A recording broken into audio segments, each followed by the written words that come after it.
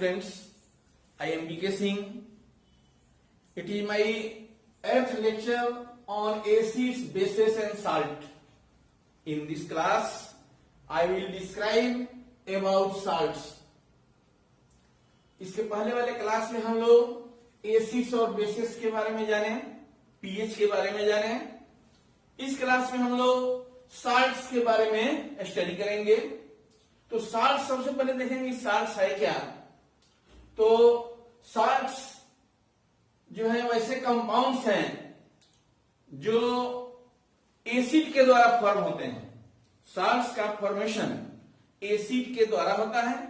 Acid में जो hydrogen होता है, जैसे मान लो सल्फ्यूरिक एसिड हम लिखते हैं H2SO4, तो सल्फ्यूरिक एसिड का अगर यह हाइड्रोजन किसी मेटल के द्वारा इसको रिप्लेस किया जाए, कोई मेटल इस पर आकर यहां पर बैठ जाए, जैसे पोजीशन ले ले मेटल, जैसे जिंक आ गया, जिंक सल्फेट ZnSO4, तो यहाँ हाइड्रोजन को हटाकर कौन आ गया, जिंक आ गया।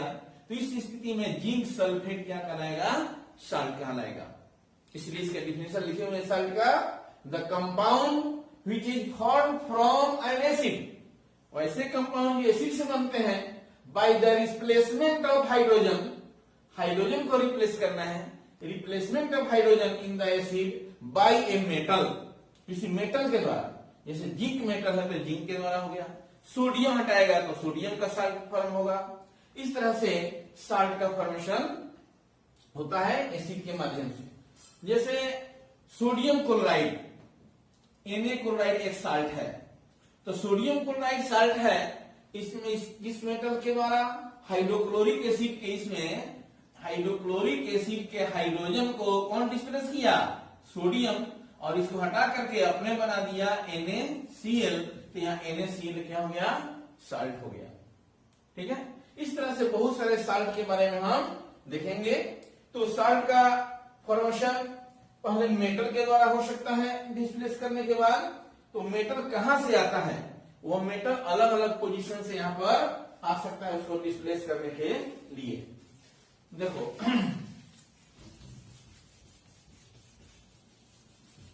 मेटल का डिस्प्लेसमेंट,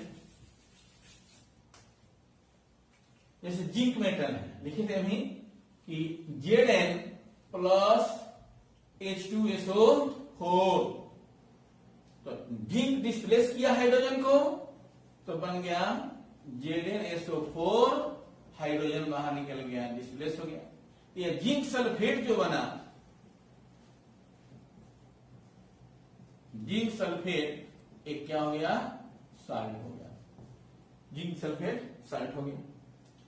साल्ट का फॉर्मेशन यहाँ एसिड और मेटल के द्वारा रिएक्शन के द्वारा हम देखे हैं। साल्ट का फॉर्मेशन एसिड और बेस, बेस से भी मेटल आ सकता है, डिस्प्लेस कर सकता है।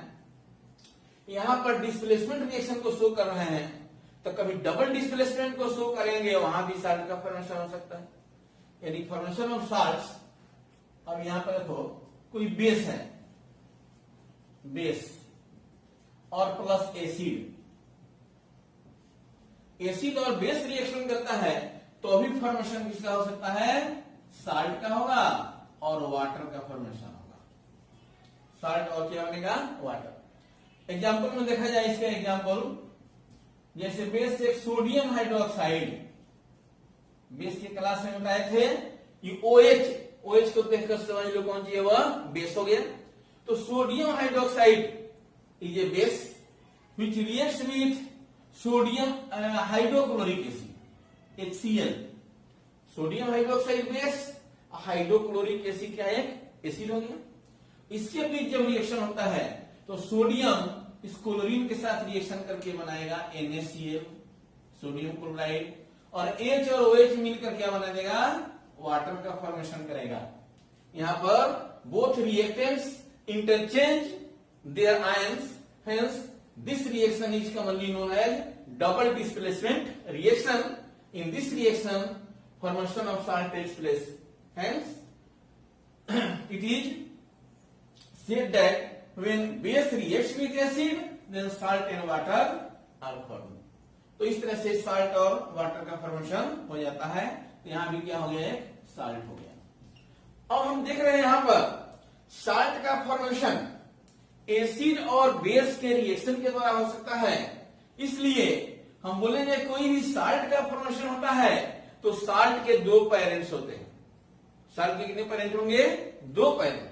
साल्ट, किसी भी साल्ट का फॉर्मूला अगर लिख दिया जाए आप उसको बता सकते हैं कि यह किस बेस से बना होगा और किस एसिड से बना होगा। उससे बेस भी बना सकते हैं और एसिड भी बना सकते हैं। जैसे आपको हम समझाते हैं आपको कॉमन चीज, जैसे यहां पर लिखा हुआ है sodium sulphate Na2SO4। Sodium sulphate एक साल्ट हो गया, क्योंकि अभी किस बेस से बना और किस एसिड से बना ही पहचानना है आपको। तो जो इसमें मेटल रहेगा उस मेटल का तुम बेस बनाओ, और जो निगेटिव आयन है उस निगेटिव आयन का जितना वैलेंसी होता है ना उतना ही हाइड्रोजन जोड़ करके उसका तुम एसिड बना दो। तो देखो बन जाता है कि नहीं। अभी यह देखो किससे बना हुआ है सोडियम सल्फेट, तो इसमें मेटल क्या है? सोडियम। तो सोडियम से बेस बनाओ तो सोडियम Na+1 वैलेंसी होता है ना, तो OH लगा दो तो सोडियम हाइड्रोक्साइड बन गया। तो यह क्या बन गया? बेस। और सल्फेट से बनाओ एसिड, इससे तुम एसिड बनाओ सल्फेट से, तो सल्फेट के लिए SO4 लिख दो, और SO4 वैलेंसी -2 होता है ना, इसलिए इस पर 2 हाइड्रोजन लगाओ तो H2SO4 देखो क्या बन गया? एसिड बन गया। तो ये सोडियम हाइड्रोक्साइड बेस और H2SO4 एसिड, सल्फ्यूरिक एसिड, इस दोनों के द्वारा किसका फॉर्मेशन हुआ है? सोडियम सल्फेट का।